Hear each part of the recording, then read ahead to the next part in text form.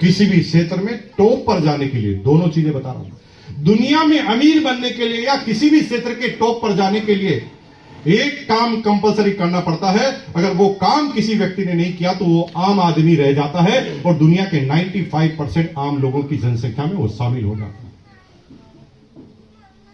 लेकिन वो 5% लोग कौन हैं जो अपने टाइम की रफ्तार को बढ़ाना जानते हैं, जो अपने टाइम को बढ़ाना जानते हैं। क्योंकि दुनिया में आपको एक दिन में 24 घंटे मिले हैं, कामयाबी के लिए 24 घंटे काफी नहीं है। कामयाब अगर होना है तो आपने अपने घंटों की संख्या को बढ़ाना पड़ेगा। तो आपने कहा पागल आदमी घंटे कैसे बढ़ाएंगे, तो भगवान की देन है। मेरे भाई, जब भगवान की देन खत्म होती वहां पर सृष्टि में इंसान का दिमाग चालू होता, और भगवान ने दिमाग इसीलिए दिया है कि आप इसे टाइम को कैसे बढ़ाएं। टाइम को मल्टीपल करना पड़ेगा। कैसे टाइम को मल्टीपल होगा? जब तक लोगों को अपनी सफलताओं में नहीं मिलाओगे तब तक आप सफल नहीं हो पाओगे। और हमें एक ऐसे सिस्टम की जरूरत है जहां पर जो आदमी हमारे साथ आए वो भी अपने टाइम को बढ़ा सके। The time multiplication. अब मैं छोटा सा एग्जांपल देता हूं, समझिए। धीरूभाई अंबानी अगर खुद पेट्रोल पंप पर बैठ जाता और इतना अमीर बनना चाहता तो बन सकता था?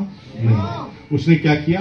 5000 पेट्रोल पंप खोले, 5000 लोगों को ट्रेनिंग दी, उसके अंडर में 20-20 आदमी रखे, और धीरूभाई अंबानी घर पर जाकर सो जाता था तो भी उसके यहां पर पेट्रोल बिकना चालू रहता था।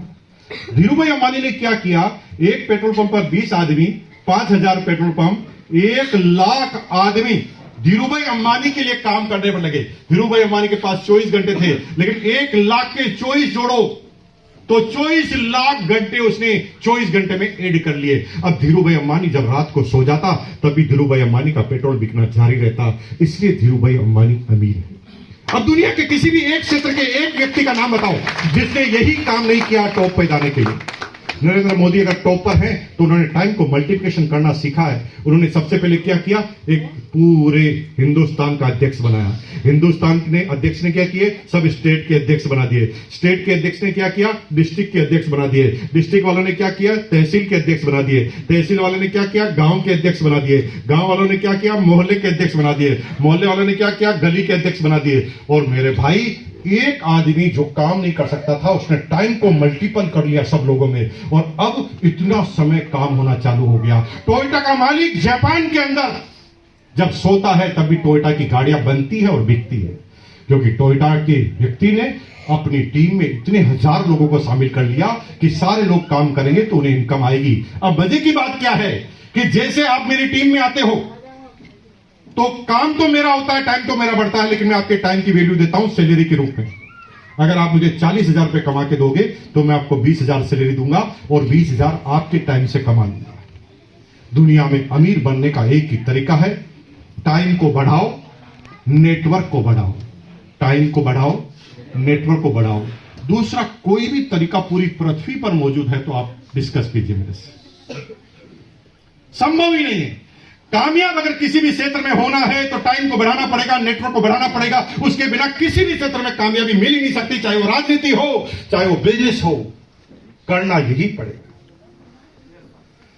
जब मुझे समझ में आई तो मुझे लगा यार भाई, मैं तो कभी शर्ट भेज देता हूं, कभी सीडी प्लेयर भेज देता हूं, कभी मैं सामान भेज देता हूं, लेकिन मैं ऐसा क्या कर रहा हूं जो टाइम को बढ़ा रहा हूं? क्योंकि मेरी कैपेसिटी है उतना ही तो मैं कर पाऊंगा। उसके बाद क्या? अमीर बनना है तो नेटवर्क बनाना पड़ेगा। और जिस दिन मुझे ये नेटवर्क की कहानी पता चली, मुकेश कोठारी ने 26,000 रुपए पर मंथ की इनकम थी ना, उस दिन उसी मीटिंग में निर्णय लिया कि मुकेश कोठारी, दुनिया करे ना करे, तुझे समझ में आ गया, तुझे करना है। और मैंने अगले दिन ऑफिस में गया, 1 साल की एप्लीकेशन लिखी। एप्लीकेशन में लिखा, महोदय मुझे गांव दूर है, एवरी सैटरडे को गांव जाना पड़ता है, इसलिए मैं 1 साल, अगले 1 साल की एवरी सैटरडे को हाफ डे की छुट्टी लेना चाहता हूं। और मैंने 1 साल की एक ही एप्लीकेशन डाल दी, पूरे साल हाफ डे की छुट्टी। सैटरडे के दिन अपने स्कूटर पर निकलता था। स्कूटर था एलएमएल वेस्पा 150 NV 2395। वो स्कूटर आज भी मेरे पास है। जो 25 करोड़ रुपए का मकान बना ना, वहां पे स्कूटर महाराज का हमने मंदिर बनाया है। भीलवाड़ा आए तो आप दर्शन करके जाना होगा। 2395 स्कूटर का नंबर है। स्कूटर के चारों तरफ कीटे टांगते थे, सब हमें पागल कहते थे। सब कहते थे अक्कल गई भैंस, अक्कल बड़ी की भैंस और अक्कल गई चारा चरने। ये पागल आदमी, मार्केटिंग मैनेजर, 80 आदमी जिसकी मार्केटिंग की टीम में शामिल है, ये घर घर जाकर किट बेचो का काम कर रहा है। तुम्हें भी तो यही कह रहे होंगे, साबुन ले लो, साबुन ले लो। ये क्या काम कर रहे हैं? ये दुनिया कहेगी, क्योंकि दुनिया को पता नहीं। और हमने करना चालू किया। मेरे दोस्त थे घनश्याम घबरानी, उसको हम पीछे बिठाते थे, पीछे बिठाकर चारों तरफ किटे टगाते थे और भीलवाड़ा से निकलते थे 450 किलोमीटर के सफर के लिए एवरी सैटरडे। भीलवाड़ा से गंगापुर, गंगापुर से राजसमंद, राजसमंद से नाथद्वारा, नाथद्वारा से उदयपुर, उदयपुर से मंगलवाड़, मंगलवाड़ से चित्तौड़गढ़, चित्तौड़गढ़ से गंगरार, गंगरार से भीलवाड़ा। 450 किलोमीटर का सफर तय करके मंडे के दिन सुबह 4 बजे आते थे और सुबह 9 बजे ऑफिस ज्वाइन। और मजे की बात, थकावट नहीं आती थी। थकावट तब आती है जब दिमाग से काम करते हो। ऑफिस में जाके काम करोगे, थकावट आएगी। नौकरी करोगे, थकावट आएगी। दुकान पे जाओगे, थकावट आएगी। दूसरों का खाना बनाओगे, थकावट आएगी। थकावट आती ही तब तक दिमाग लगता है। मैं आपसे कहूं कि यहां से पत्थर उठाओ और नीचे डालो, थकावट आएगी। लेकिन जब जिम में तुम उन्हीं पत्थर को उठाओगे तो खुशी होगी। अब आप ना सेल्फी खिंचाओगे। वजन अभी भी उठा रहे हैं आप, लेकिन पहले दिमाग से उठा रहे थे, अब दिल से उठा रहे हो। एक जगह पत्थर उठाने से खुशी हो रही है और एक जगह पत्थर उठाने से दुख हो रहा है। एक एग्जांपल और देता हूं। हमारी बहनें आज काफी मात्रा में बैठी, आप समझने की कोशिश कीजिए। जैसे जो शादीशुदा हमारी बहनें हैं, उनके हस्बैंड क्या सेवाभावी आदमी, समाज सेवी आदमी है। अब समाज सेवी क्या आदमी हमेशा क्या गलती करता है? घर की सेवा करना भूल जाता है, समाज की सेवा करता रहता है। अब समाज सेवी आदमी क्या करता है? वो चलते चलते 2-4 आदमी को रोज घर पे पकड़ के ले आता है और पकड़ के कहता है, यार खाना तो खा के जाओ। और बीवी को कहता है, डार्लिंग खाना बनाओ, मेहमान आ गए हैं। बीवी कहती है, आदमी की घनचक्कर साला मुझे भी मेरी जिंदगी जीने देगा कि नहीं जीने देगा? ये रोज 2-4 आदमी को पकड़ के लाता है, रोज कहता है खाना बनाओ, और क्या जिंदगी नहीं है क्या मेरी? तो बीवी बड़ा परेशान है। एक दिन क्या हुआ कि 4 लोगों का खाना बीवी बना रही है, बड़ी परेशान अनबने मन से बना रही है। तभी पति ने कहा, अरे सुन डार्लिंग, एक आदमी का और बना, तेरा भाई भी आ रहा। अब भाई आ रहा तो ताकत अलग। ये क्या हो गया? ये हुआ क्या?